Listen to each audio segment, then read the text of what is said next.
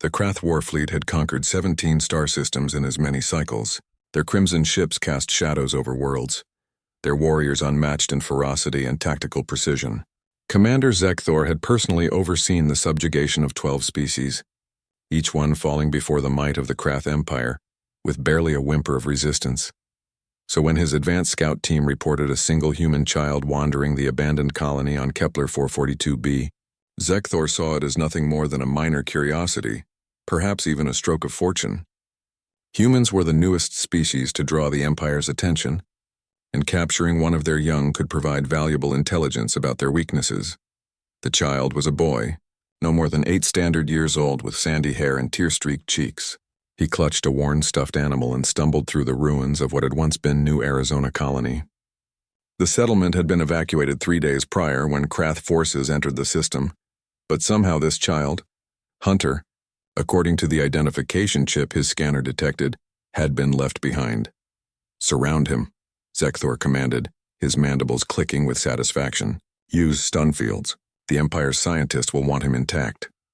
20 Krath warriors, each standing over 7 feet tall with exoskeletons that could deflect plasma fire, moved into position.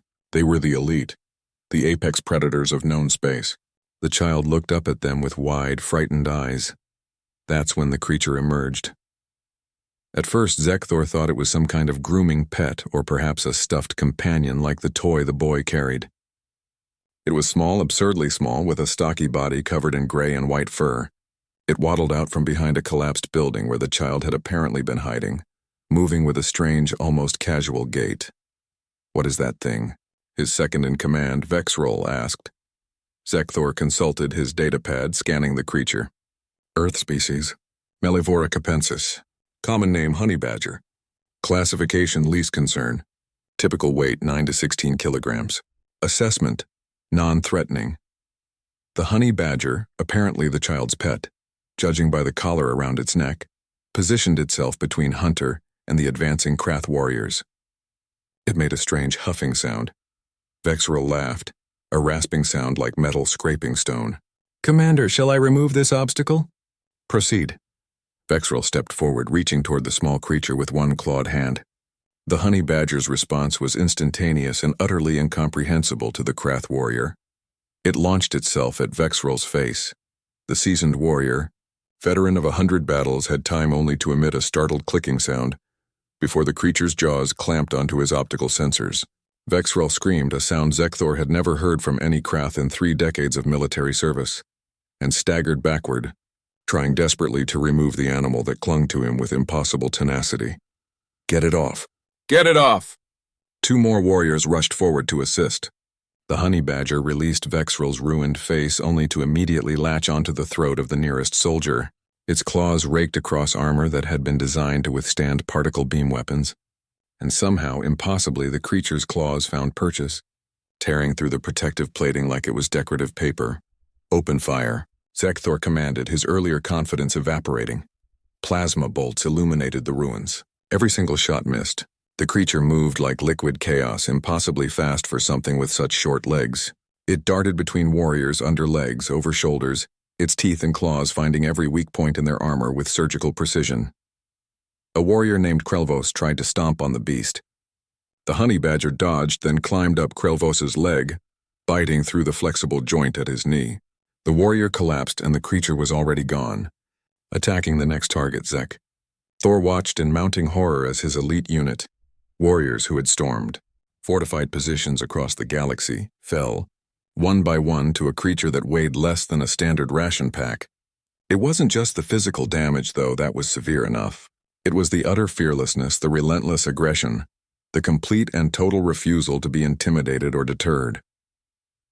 The honey badger took plasma shots that should have killed it instantly. Its fur smoked and burned, but it didn't slow down.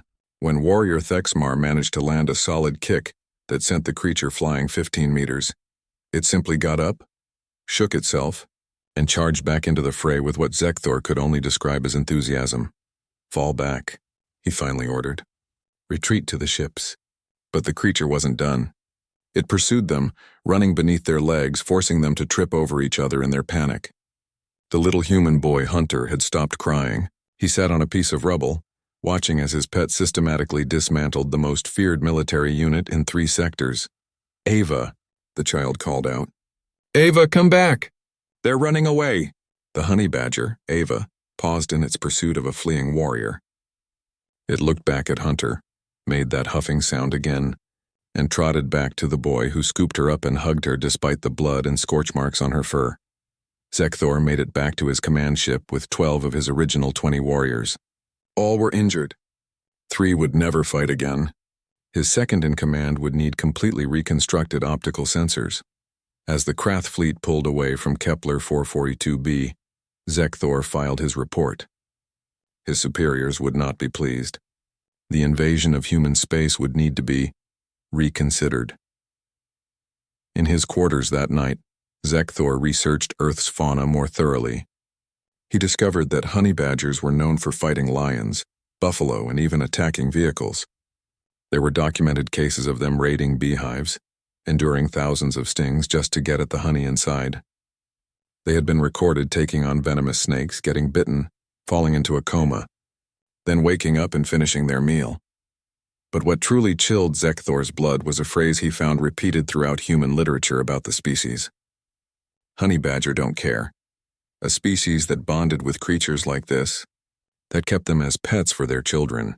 What kind of species did that? What did it say about humans themselves? Zekthor appended a final note to his report. Recommend immediate cessation of hostilities with humanity. They are more dangerous than we imagined,